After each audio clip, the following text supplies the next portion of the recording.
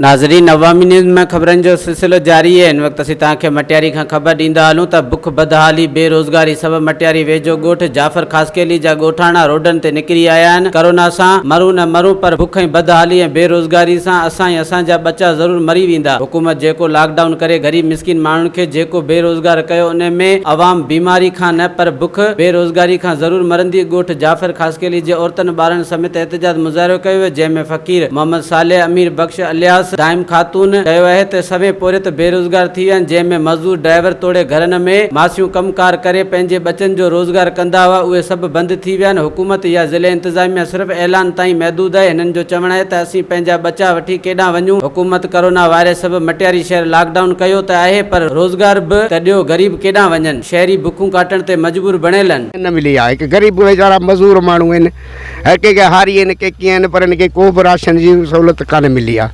कंहिं बि सार कान लधी आहे, न को अमीर आयो आहे। शहरनि में बि ख़ुशामदूं कंदा वतन, मुंहिंजूं भराईंदा वतन, उते पंहिंजी तस्वीरूं ॾेखारीनि पिया त ईअं कोन चवंदा हीअ बि कंहिं वोटर असां आहिनि, असांजो 1000 वोटर आहे हिते। असांखे कुझु बि न अञा ताईं मिलियो आहे, न ई असां खाधो आहे, न ई असां ॾिठो आहे। कुझु ॾिनूं कोन अथनि, कुझु बि न को राशन, न को पाणी।